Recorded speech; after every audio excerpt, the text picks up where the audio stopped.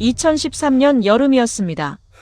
저는 육군 중위로 임관한 지 갓 2년이 지난 초급 장교였고 첫 보직지였던 전방부대에서의 임기를 마치고 새로운 부대로 전출 명령을 받은 참이었습니다. 발령지는 경기도 북부의 한 기계화 보병부대 정비대였습니다. 차량과 장비를 유지보수하는 부대, 즉 부대의 심장이라고도 불리는 곳이었죠.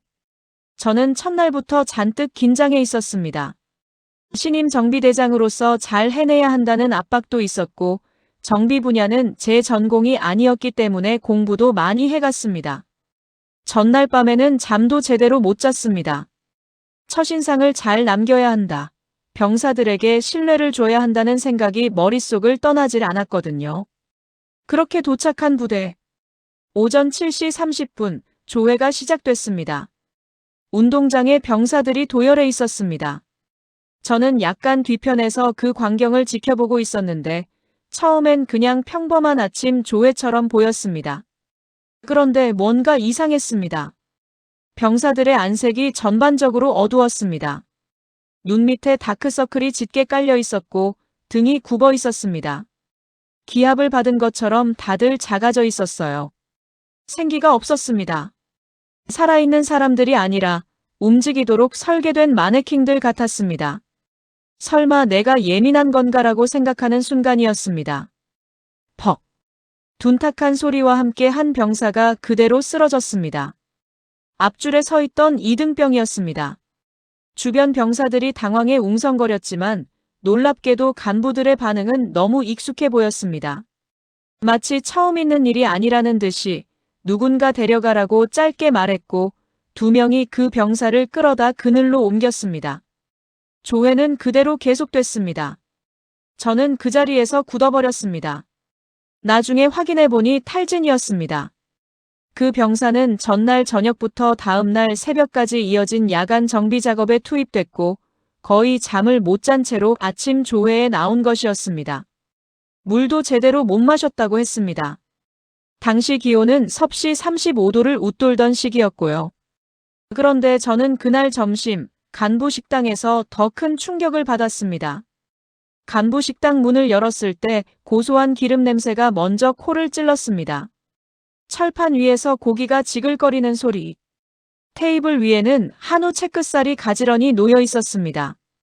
그날 간부 식당의 메뉴는 한우 불고기였습니다. 와인 식초로 만든 드레싱을 곁들인 샐러드도 있었습니다. 반면 그날 아침 병사 식당의 메뉴를 제가 나중에 확인했을 때 그건 묵은지에 찬 국이었습니다. 저는 수저를 들 수가 없었습니다. 그 두 장면이 자꾸 겹쳐졌습니다. 운동장에 쓰러지는 이등병의 뒷모습, 철판 위에서 지글거리는 한우. 이 두 장면 사이의 거리가 이 부대의 민낯이었습니다. 군대는 원래 위계 질서가 있는 곳입니다. 간부와 병사가 다른 공간에서 식사하는 것도 어찌 보면 구조적인 문제일 수 있습니다. 하지만 제가 충격을 받은 건 그 차이 자체가 아니었습니다. 아무도 그것을 이상하게 생각하지 않는다는 것이었습니다. 쓰러진 병사도 조회를 계속 진행한 간부도 한우를 먹는 식당도 모두 그냥 원래 이런 곳이라는 듯이 굴러가고 있었습니다. 이곳은 기계가 고장난 게 아니었습니다. 정비대는 어쨌든 돌아가고 있었으니까요. 장비 수리도 되고 보고도 올라가고 겉보기엔 멀쩡했습니다. 하지만 그 안에서 사람이 망가지고 있었습니다. 매일 조금씩, 소리 없이. 그리고 아무도 그걸 고쳐야 할 문제로 보지 않고 있었습니다. 저는 그날 저녁 숙소 책상 앞에 앉아서 오래 생각했습니다. 내가 이 부대에서 무엇을 해야 하는가? 정비 실적을 올리는 것? 장비 가동률을 높이는 것? 물론 그것도 제 임무였습니다. 하지만 그 전에 먼저 해야 할 일이 있었습니다. 이 부대에서 당연하게 여겨지는 것들을 다시 들여다보는 것. 그리고 그중 당연하지 않은 것들을 바꾸는 것. 쉽지 않을 거라는 걸 알았습니다. 조직의 관성은 무섭습니다. 오래된 문화일수록 더 그렇습니다. 제가 아무리 대장이라도 혼자서 뭔가를 바꾼다는 건 거대한 바위를 맨손으로 밀어내는 것과 같습니다. 그래도 해야 했습니다. 왜냐하면 그날 쓰러진 그 이등병이 어쩌면 저와 같은 나이의 누군가의 아들이었을 테니까요. 그리고 만약 그 자리에 제가 없었다면 그 아이는 그냥 또 다음 날도 그 다음 날도 같은 방식으로 소비됐을 테니까요. 이건 제가 그 부대를 어떻게 바꿔나갔는지에 대한 이야기입니다. 거창한 성공담이 아닙니다. 실수도 있었고 저항도 있었고 제가 틀렸던 순간도 분명히 있었습니다.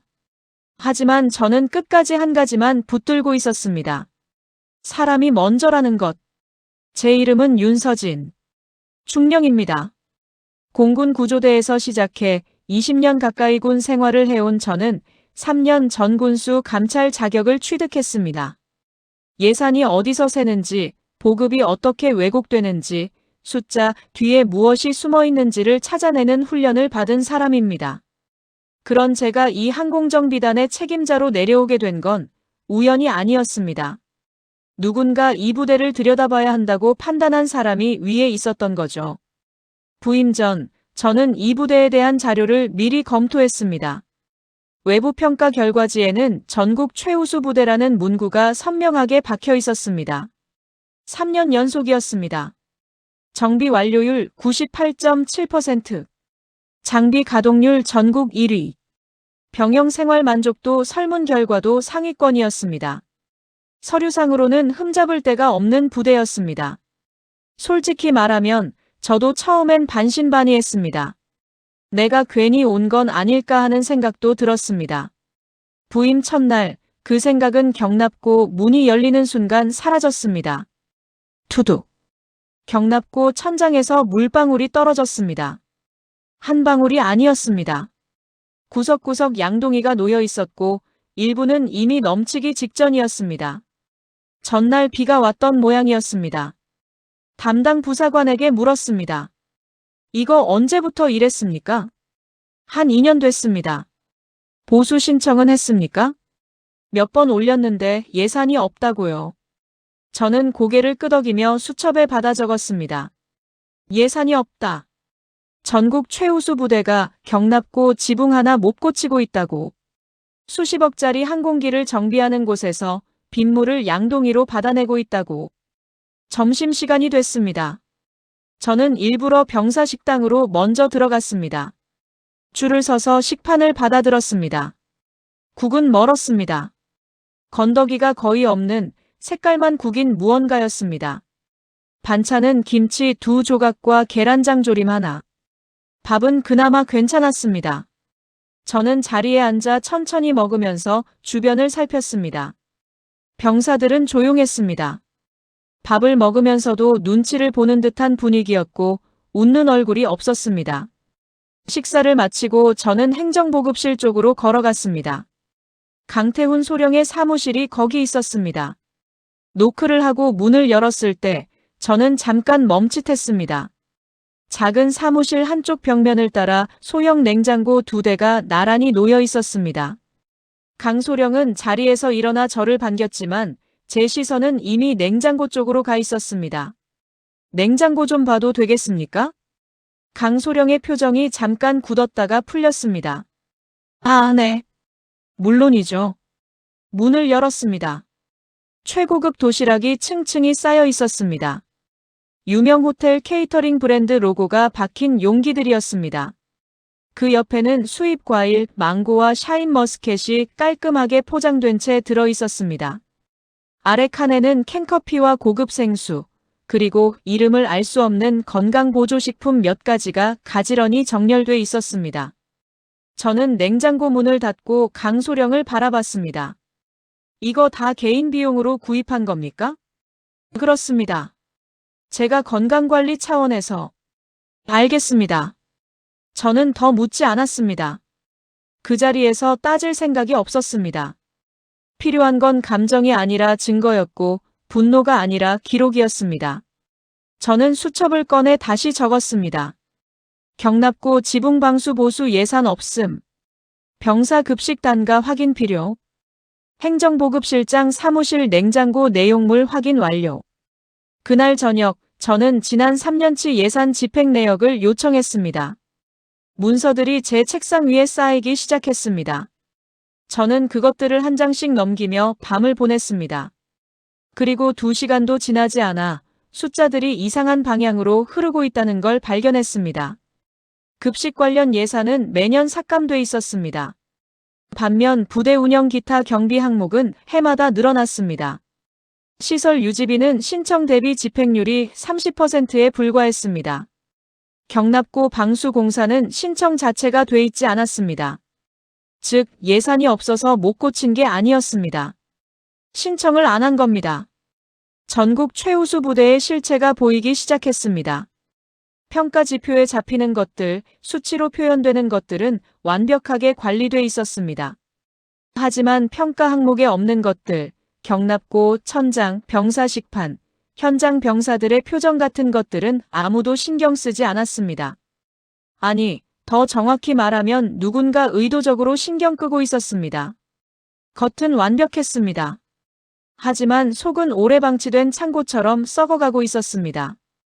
그것도 아주 조용히, 아주 체계적으로. 저는 파이를 덮고 커피를 한 모금 마셨습니다. 이제부터 시작이었습니다. 부임한 지 사흘째 되던 밤이었습니다. 저는 습관적으로 야간 점검을 직접 돌았습니다. 구조대 시절부터 몸에 밴 버릇이었습니다. 낮에 보이지 않는 것들은 밤에 보입니다. 사람도 조직도 마찬가지입니다. 긴장이 풀리는 시간, 감시가 없다고 느끼는 순간에 그 조직의 진짜 얼굴이 드러납니다. 중전등 하나 들고 경납고와 창고 구역을 천천히 돌았습니다. 위병소 확인, 장비 시건 상태 확인, 소화기 위치 확인. 별다른 이상은 없었습니다. 발걸음을 돌리려던 참이었습니다. 그때 들렸습니다. 작은 소리였습니다. 바람 소리인가 싶었는데 아니었습니다. 창고 뒤편 외벽 쪽에서 들려오는 소리였습니다. 저는 발소리를 죽이고 천천히 다가갔습니다. 모서리를 돌아섰을 때 어둠 속에 웅크린 형체가 보였습니다. 병사였습니다. 군복 소매로 얼굴을 가린 채 어깨를 들썩이고 있었습니다. 흐느끼는 소리가 조용하게, 그러나 온몸으로 새어나오고 있었습니다. 계급장을 보니 이등병이었습니다. 아마 들어온 지 석 달도 채 안 된 막내였을 겁니다. 저는 잠시 멈춰 섰습니다. 다가가야 할지, 모른 척 지나가야 할지를 따지는 게 아니었습니다. 단지 그 아이를 놀라게 하고 싶지 않았습니다. 저는 최대한 낮은 목소리로 말했습니다. 괜찮냐? 병사가 화들짝 놀라며 고개를 들었습니다. 눈이 마주쳤습니다. 제 얼굴을 확인한 순간 그 아이의 눈에 공포가 스쳤습니다. 책임자라는 걸 알아본 겁니다. 벌떡 일어나 차렷 자세를 취하려 했습니다. 됐다. 앉아. 저도 그 옆 시멘트 바닥에 같이 앉았습니다. 병사는 어찌할 줄 몰라 굳어 있었습니다. 저는 서두르지 않았습니다. 한동안 아무 말 없이 그냥 나란히 앉아 있었습니다. 어둠 속에서 멀리 활주로 유도등이 천천히 깜빡이고 있었습니다. 무슨 일 있었냐? 처음엔 괜찮다고 했습니다. 아무것도 아니라고 했습니다.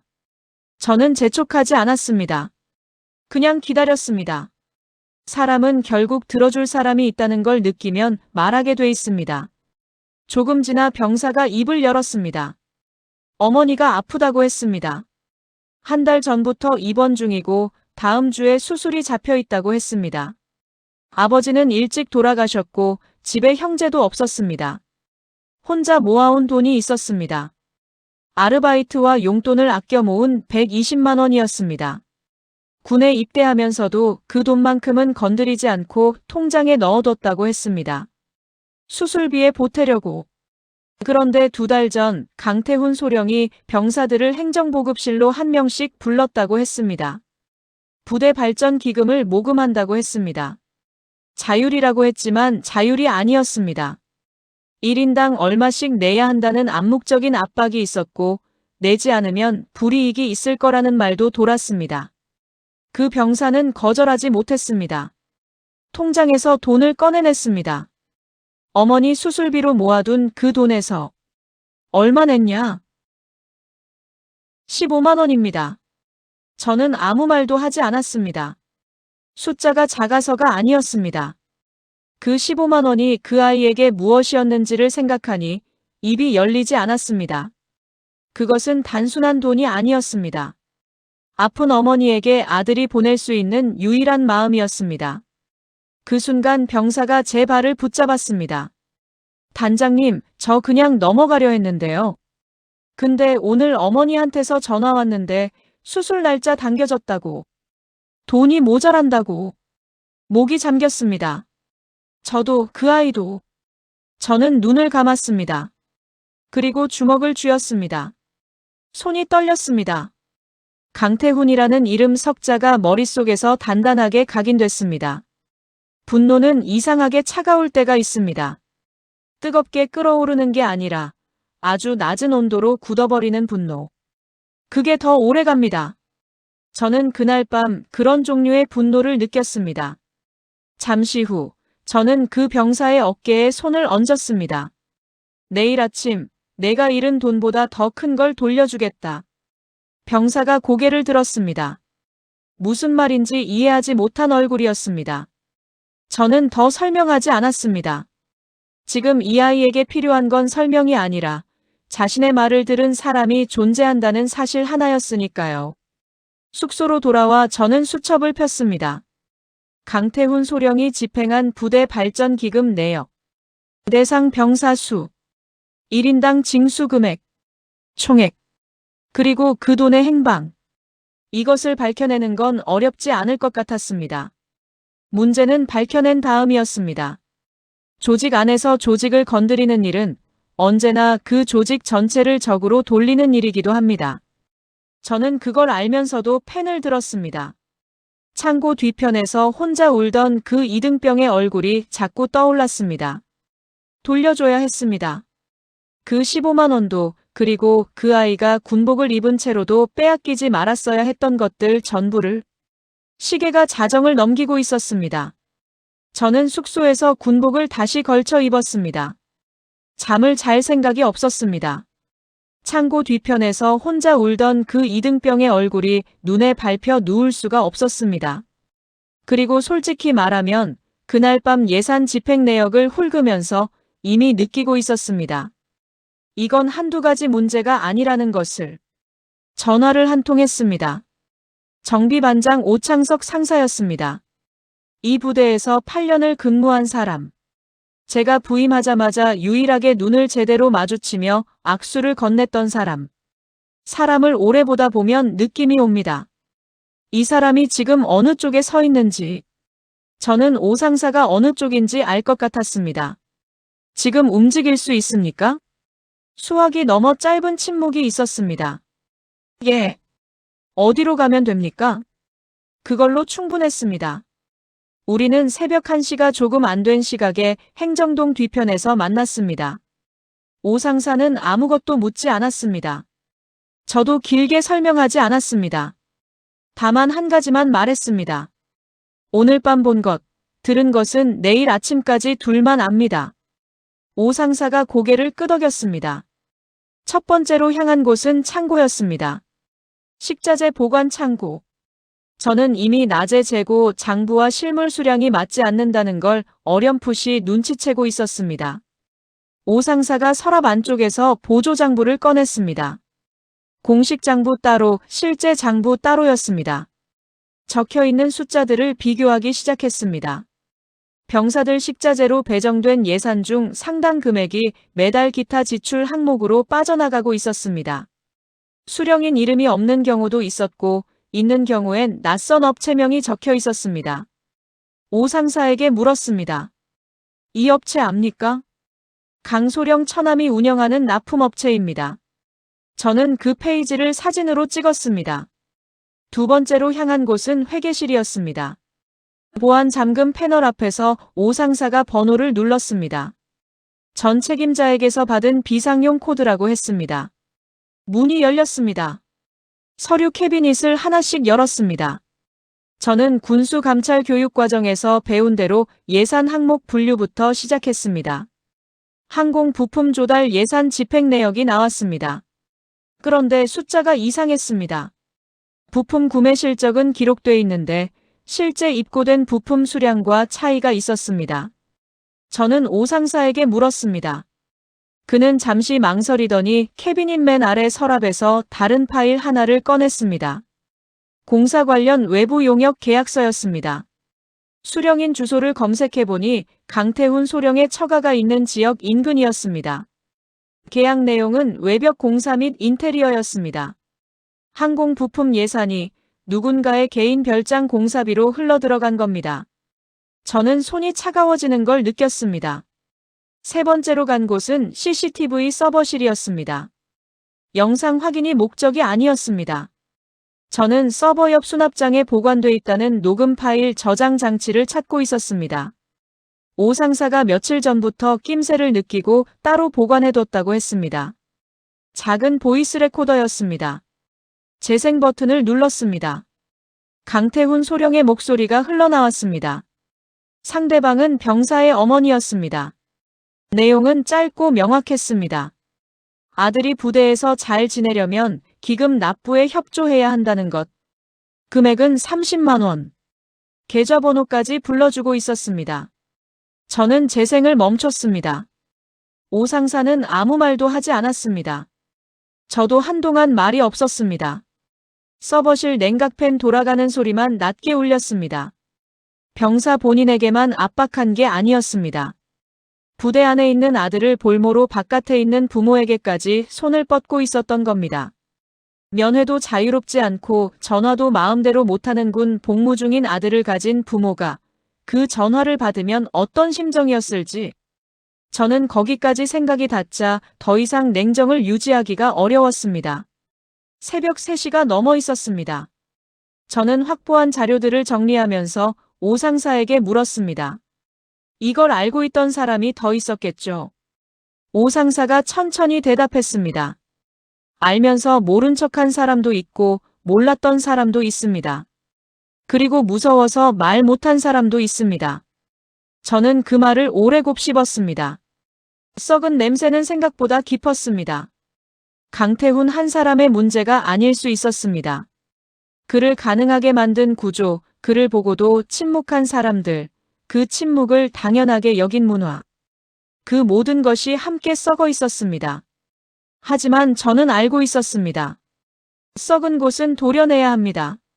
냄새를 가리는 게 아니라 아프더라도 깊더라도 날이 밝으면 시작해야 했습니다. 날이 밝았습니다. 저는 새벽 내내 잠을 자지 않았지만 피곤하지 않았습니다. 이상하게도 머리가 맑았습니다.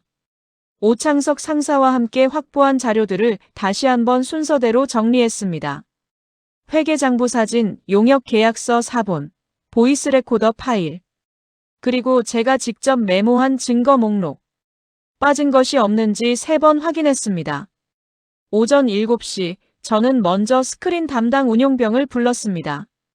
오늘 조회 때 스크린 2개 다 켜주십시오. 제가 신호 보내면 파일 순서대로 띄우면 됩니다. 운용병이 무슨 영문인지 몰라 눈을 깜빡였습니다. 저는 미리 정리해둔 USB를 건넸습니다. 순서는 다 적어뒀습니다. 그대로 따라오면 됩니다. 7시 30분, 전 장병 조회가 시작됐습니다. 연병장에 병사들이 도열했습니다. 간부들도 각자 위치에 섰습니다. 강태훈 소령은 제 왼쪽 한 걸음 뒤에 서 있었습니다. 저는 그의 표정을 보지 않아도 알 수 있었습니다. 여유로운 얼굴일 거라는 걸. 어젯밤 제가 무엇을 했는지 그는 전혀 모르고 있었으니까요. 저는 연단 앞에 섰습니다. 마이크를 잡았습니다. 오늘 조회는 제가 직접 진행하겠습니다. 술렁임이 있었습니다. 단장이 직접 조회를 진행하는 건 드문 일이었으니까요.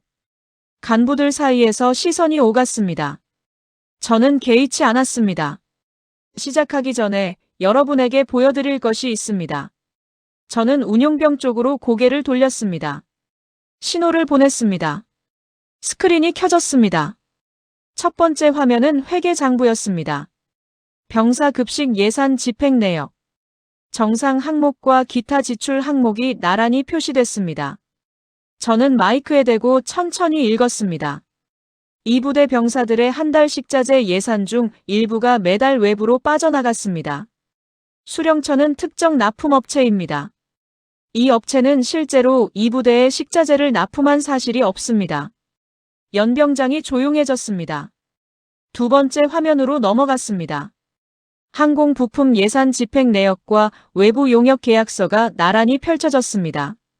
항공부품 조달 명목으로 집행된 예산 일부가 개인 건물 공사 용역비로 지출됐습니다.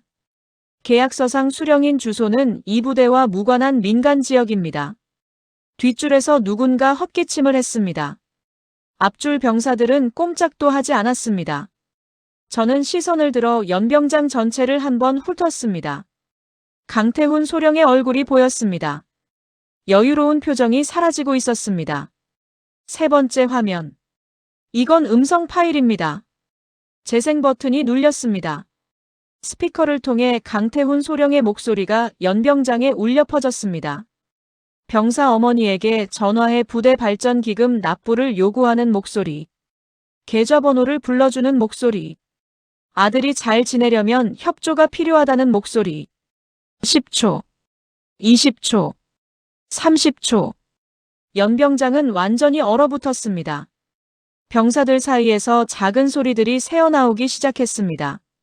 놀라움인지 분노인지 구분하기 어려운 소리들이었습니다. 저는 재생을 멈추고 다시 마이크를 잡았습니다. 이 녹음은 현재 이 부대에 복무 중인 병사의 가족에게 걸려온 실제 전화입니다. 저는 강태훈 소령 쪽으로 몸을 돌렸습니다. 강태훈 소령. 그가 굳은 얼굴로 앞으로 나왔습니다. 아니, 나온 게 아니라 앞으로 밀려 나온 것처럼 보였습니다. 발이 무거워 보였습니다. 지금 확인하신 내용에 대해 하실 말씀 있습니까? 침묵이었습니다. 저는 기다렸습니다. 10초, 20초. 그는 아무 말도 하지 않았습니다. 할 수 없었을 겁니다. 연병장 전체가 지켜보는 앞에서 자신의 목소리가 담긴 녹음 파일이 재생된 직후에 꺼낼 수 있는 말이 없었을 겁니다. 저는 다시 전체를 향해 섰습니다. 오늘부터 이 부대의 모든 예산 집행은 제가 직접 검토합니다. 급식비는 전액 병사 식단에 사용됩니다. 부대 발전 기금 명목으로 징수된 금액은 전원 반환 조치하겠습니다. 잠시 멈췄습니다. 그리고 한 가지 더. 저는 뒷줄 어딘가를 바라봤습니다. 어젯밤 창고 뒤편에서 혼자 울던 그 이등병이 거기 서 있을 거라는 걸 알았습니다. 이 부대에서 군복을 입고 있다는 이유로 당연히 참아야 하는 것은 없습니다. 여러분은 복무하는 것이지 착취당하는 게 아닙니다. 연병장이 조용했습니다. 그러나 처음에 그 얼어붙은 고요함과는 달랐습니다. 무언가가 달라진 고요함이었습니다. 숨을 참고 있던 사람들이 천천히 조심스럽게 내쉬기 시작하는 것 같은 느낌이었습니다. 조회가 끝난 뒤 강태훈 소령은 헌병대에 인계됐습니다. 저는 연단에서 내려오면서 오창석 상사와 눈이 마주쳤습니다. 그는 아무 말도 하지 않았습니다. 다만 짧게 고개를 한번 끄덕였습니다. 그걸로 충분했습니다. 조회가 끝나고 연병장이 흩어졌습니다. 병사들은 각자 일과 위치로 이동했고 간부들은 3355 무리를 지어 행정동 쪽으로 걸어갔습니다. 아무도 크게 떠들지 않았습니다. 방금 전 연병장에서 벌어진 일을 각자 속으로 사귀고 있는 것 같았습니다. 발소리만 있었고 말소리는 없었습니다. 저는 연단 주변을 정리하는 척하며 자리를 지키고 있었습니다. 기다리고 있었습니다. 강태훈 소령이 그냥 조용히 끌려갈 사람이 아니라는 건 알고 있었습니다. 이 부대에서 3년을 자기 방식대로 운영해온 사람입니다. 그 시간 동안 아무도 그를 건드리지 못했습니다. 그에게 저는 갑자기 나타난 외부인이었고 자신이 쌓아온 것들을 하루아침에 공개석상에서 무너뜨린 사람이었습니다. 그런 사람이 조용히 물러날 리 없었습니다. 연병장 가장자리까지 걸어가던 강소령이 멈췄습니다. 등이 보였습니다. 어깨가 올라가 있었습니다.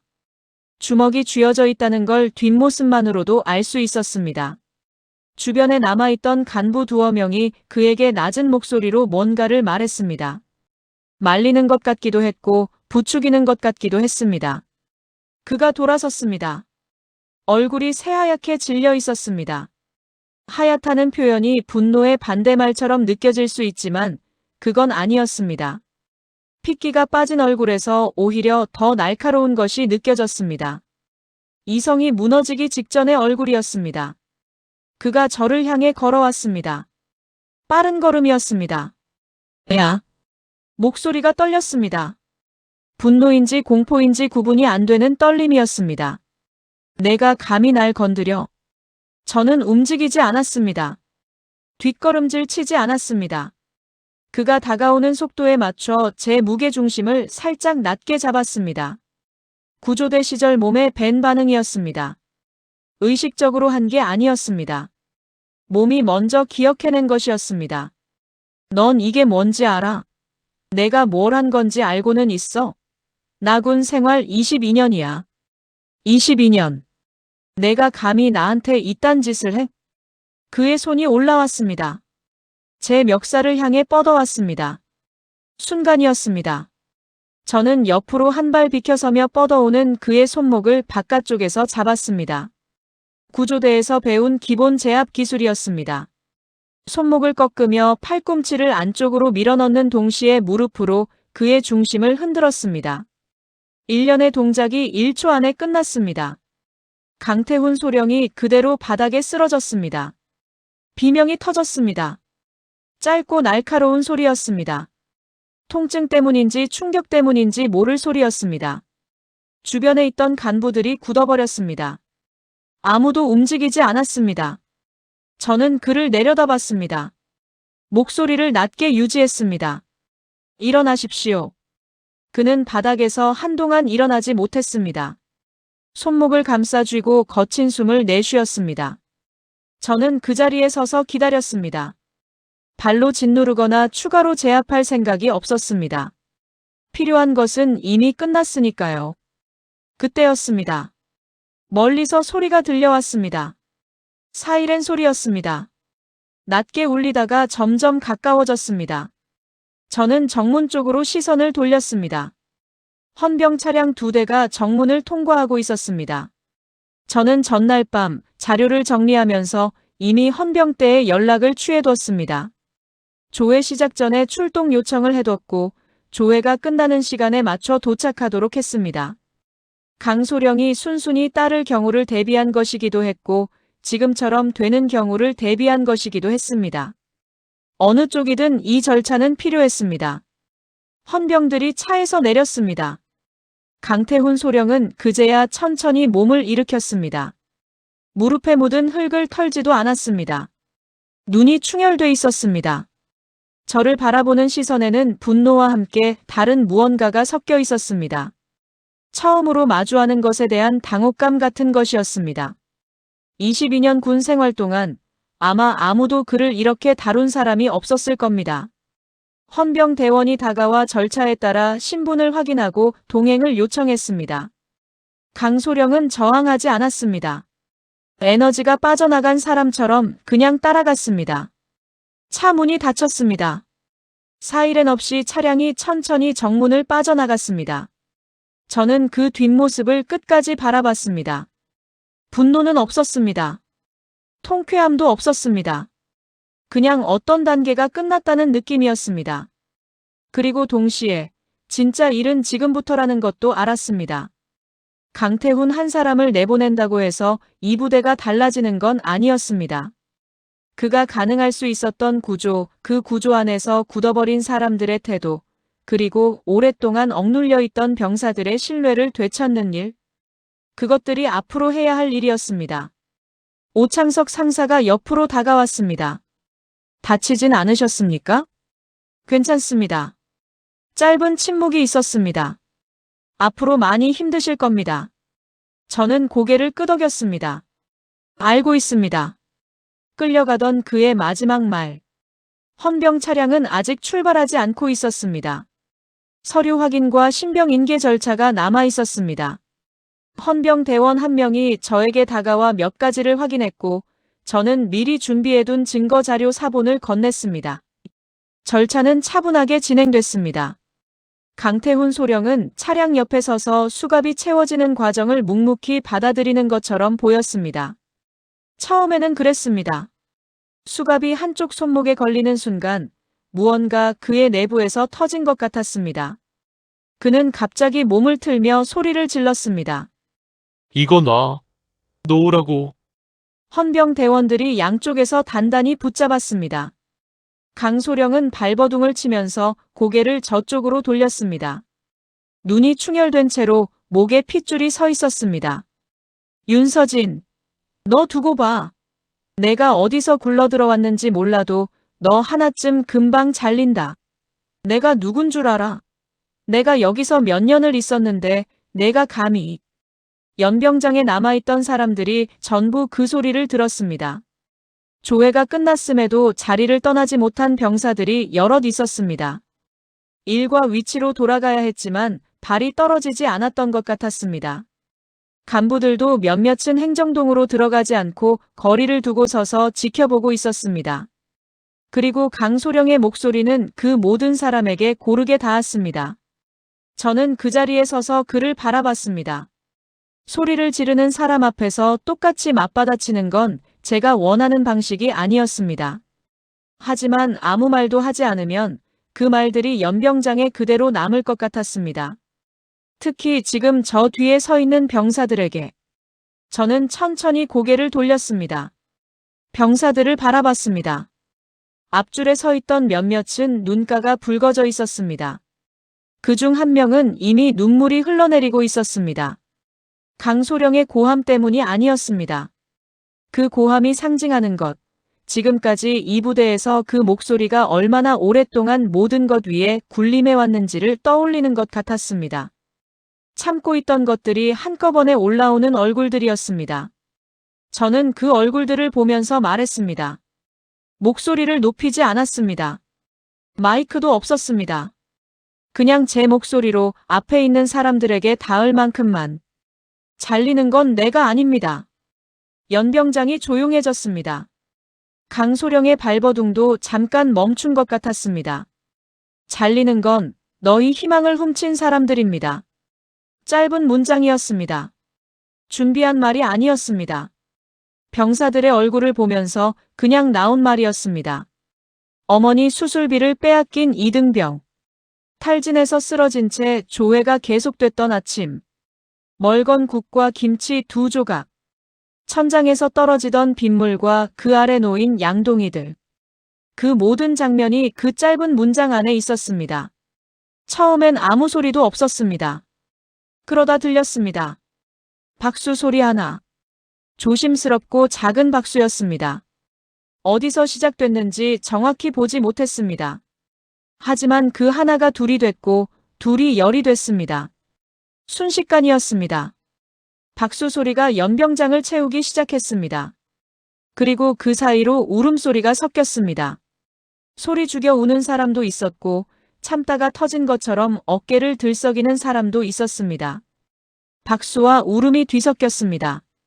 누군가는 박수를 치면서 울었습니다. 이상한 광경이었지만 이상하게 느껴지지 않았습니다. 오랫동안 눌려있던 것들이 한꺼번에 밖으로 나오는 소리였으니까요. 강태훈 소령은 그 소리를 들으며 헌병 차량에 실렸습니다. 차 문이 닫히기 직전 그가 마지막으로 무언가를 외쳤습니다. 하지만 이미 연병장을 가득 채운 소리들 속에 묻혀 제 귀까지 닿지 않았습니다. 저는 그 말이 무엇이었는지 확인하려 하지 않았습니다. 어떤 말은 듣지 않아도 됩니다. 차량이 출발했습니다. 사이렌 없이 조용히 정문을 빠져나갔습니다. 저는 차가 시야에서 완전히 사라질 때까지 바라봤습니다. 그리고 다시 앞을 향해 섰습니다. 박수는 아직 이어지고 있었습니다. 저는 손을 들어 천천히 눌렀습니다. 조용해달라는 신호였습니다. 소리가 가라앉았습니다. 저는 마지막으로 한마디를 했습니다. 오늘부터 이 부대는 달라집니다.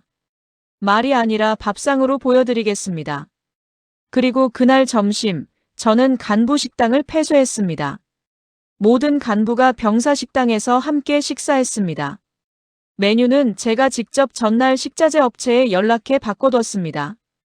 된장찌개에 제육볶음, 깍두기와 계란말이. 소박했지만 뜨거웠고 건더기가 있었습니다. 처음으로 간부와 병사가 같은 식판을 들고 같은 자리에 앉은 날이었습니다. 어색했습니다. 어색하다는 게 느껴질 만큼 오랫동안 그렇지 않았던 겁니다. 하지만 밥은 따뜻했습니다. 그것만으로 일단은 충분했습니다. 며칠이 지났습니다. 부대는 조용히 달라지고 있었습니다. 극적인 변화가 아니었습니다. 눈에 띄지 않을 만큼 작은 것들부터였습니다. 하지만 작은 것들이 달라질 때 그걸 가장 먼저 알아채는 건 항상 그 작은 것들을 가장 오래 참아온 사람들입니다. 식판이 먼저 달라졌습니다. 병사 급식 예산을 전면 재검토하고 기존 납품업체 계약을 즉시 중단했습니다. 새 업체 선정은 제가 직접 견적서를 비교했습니다. 사흘째 되던 날 점심 식판 위에 처음으로 고기가 올라왔습니다. 삼겹살이었습니다. 특별한 날이 아니었습니다. 그냥 평범한 화요일 점심이었습니다. 저는 식당 구석에 서서 병사들을 바라봤습니다. 처음엔 어리둥절한 표정들이었습니다. 식판을 받아들고 고기를 확인하고 다시 한번 쳐다보는 얼굴들. 옆 사람과 눈을 마주치며 뭔가를 확인하는 얼굴들. 그러다 조금씩, 아주 조금씩 웃음이 돌아왔습니다. 소리 없는 웃음들이었지만 분명히 웃음이었습니다. 저는 오랫동안 그 자리에 서 있었습니다. 경납고 누수 공사도 시작됐습니다. 시설 유지 예산을 다시 들여다보니 신청만 제대로 하면 집행이 가능한 항목이었습니다. 공사업체가 들어온 날 양동이들이 하나씩 치워졌습니다. 담당 부사관이 저에게 와서 짧게 말했습니다. 2년 만입니다. 저는 고개를 끄덕이는 것 외에 다른 말을 하지 않았습니다. 부대가 숨을 쉬기 시작하는 것 같았습니다. 간부와 병사가 같은 식당에서 밥을 먹는 것도 조금씩 익숙해졌습니다. 처음엔 서로 멀찍이 떨어져 앉더니 나중엔 오창석 상사가 병사들 사이에 자연스럽게 끼어 앉는 모습도 보였습니다. 작은 것이었지만 그 작은 것이 이 부대에선 꽤 오랫동안 불가능했던 일이라는 걸 저는 알고 있었습니다. 하지만 저는 마음을 놓지 않았습니다. 표면이 달라진다고 해서 구조가 달라지는 건 아닙니다. 강태훈 소령은 사라졌지만 그를 3년 동안 가능하게 만든 것들은 아직 그대로였습니다. 그가 혼자서 그 모든 것을 해온 게 아니라는 걸 저는 밤새 들여다본 서류들을 통해 알고 있었습니다. 예산이 새는 방향이 너무 정교했습니다. 한 사람의 욕심으로는 그렇게 정교하게 흐르지 않습니다. 누군가 위에서 구조를 잡아준 사람이 있었습니다. 저는 그 생각을 며칠째 놓지 않고 있었습니다. 그날 밤이었습니다. 일과를 마치고 집무실에 혼자 남아 서류를 검토하고 있었습니다. 자정이 가까운 시각이었습니다. 건물 안에 인기척이 없었습니다. 저는 커피 한 잔을 마시고 잠깐 눈을 감았다가 다시 서류로 시선을 돌렸습니다. 그때 뭔가 느껴졌습니다. 책상 위 분위기가 달랐습니다. 제가 자리를 비운 사이 누군가 다녀간 것 같은 설명하기 어려운 감각이었습니다. 저는 천천히 책상 위를 살폈습니다. 서류들 사이 제가 두지 않은 문서 한 장이 놓여 있었습니다. A4 용지 한 장이었습니다. 출처가 없었습니다. 발신인도 없었습니다. 프린트된 글씨체는 흔한 명조체였고 내용은 두 줄이었습니다. 강태훈은 시작일 뿐입니다. 다음은 사령부입니다. 저는 그 문장을 3번 읽었습니다. 심장이 한 박자 느리게 뛰는 것 같았습니다. 사령부. 이 부대의 상급부대. 예산 승인권과 인사권이 집중된 곳. 강태훈이 3년 동안 아무런 제재 없이 이 부대를 운영할 수 있었던 이유가 혹시 그 위에 있었다면, 감찰 자격을 가진 제가 이 부대에 내려오게 된 것이 누군가에게는 이미 위협으로 받아들여지고 있다면, 익명의 문서를 남긴 사람이 누구인지 생각했습니다. 적일 수도 있었습니다. 저를 겁주려는 의도일 수도 있었습니다. 하지만 그것치고는 내용이 너무 구체적이었습니다. 겁을 주려는 사람은 보통 모호하게 씁니다. 이 문서는 달랐습니다. 방향을 알려주는 사람의 글 같았습니다. 저를 막으려는 게 아니라 더 나아가라고 말하는 것 같은 내부 고발자였습니다. 이 부대 안에 혹은 그 윗선 어딘가에 이 구조가 잘못됐다는 걸 알면서도 혼자 감당할 수 없었던 누군가가 있다는 뜻이었습니다. 저를 기다리고 있었던 사람이 있다는 뜻이었습니다. 저는 문서를 조심스럽게 봉투에 넣었습니다. 그리고 자리에서 일어나 군복 상의를 걸쳤습니다.